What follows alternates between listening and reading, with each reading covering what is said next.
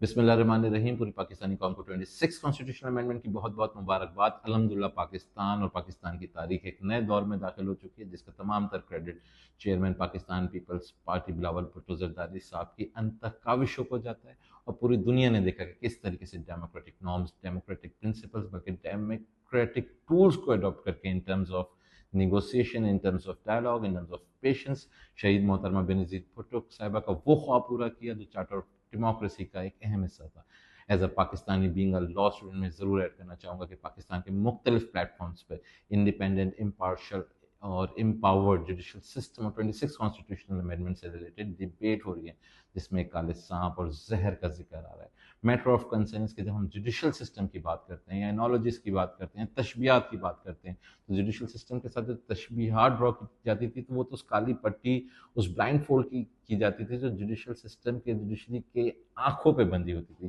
جو ایک سمبلائزیشن آف امپارشلٹی کا میسج دیتی تھی، جو ایک پیغام دیتی تھی کہ جوڈیشل سسٹم کو اگر کوئی چیز نظر آتی ہے تو وہ صرف آئین و قانون نظر آتا ہے اور وہ ایکسٹرنل فیکٹر سے ہٹ کے امپارشل ڈیسیجنز لیتی ہے. لیکن سوال اور کنسرن یہ کہ اس کالی پٹی سے لے کے اس کالے سانپ تک کا سفر ہمارے جوڈیشل سسٹم کی تاریخ نے کب اور کیسے طے کیا. میرا خیال ہے کہ ان تمام سوالوں کا جواب پاکستان کی تاریخ کے ان فیصلوں میں جو کسی سے ڈھکے چھپے نہیں ہیں، چاہے ہم ڈاکٹرائن آف نیسیسٹی کی بات کریں،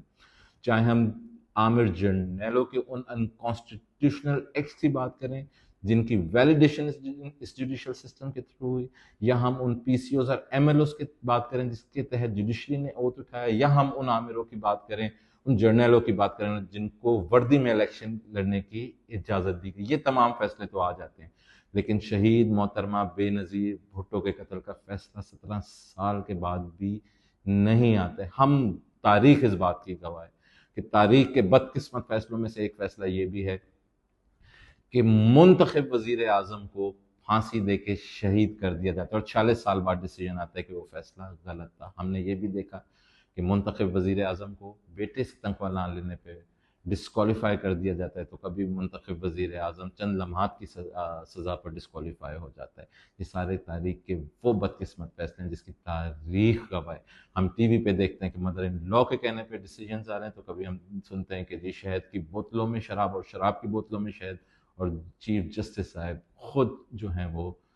چھاپے مار رہے ہیں جا کے. یہ ساری چیزیں وہ ہیں جس سے پاکستانی قوم کا سر شرم سے جھکتا ہے. جب ہم انٹرنیشنل انڈیکس کی رپورٹ پڑھتے ہیں تو پتہ چلتا ہے کہ پاکستان کا نمبر 130ویں نمبر پہ آتا ہے جب 142 ملکوں کے جوڈیشل سسٹم کا سروے ہوتا ہے. تو کبھی ہم انٹرنیشنل آرٹیکلز پڑھتے ہیں جس کے اندر لکھا ہوتا ہے کہ دنیا بھر میں ججز کے فیصلے بولتے ہیں لیکن پاکستان میں ججز بولتے ہیں.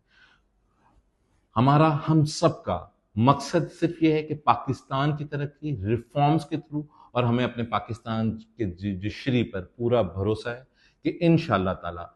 ہماری جوڈیشری، ہمارے آنریبل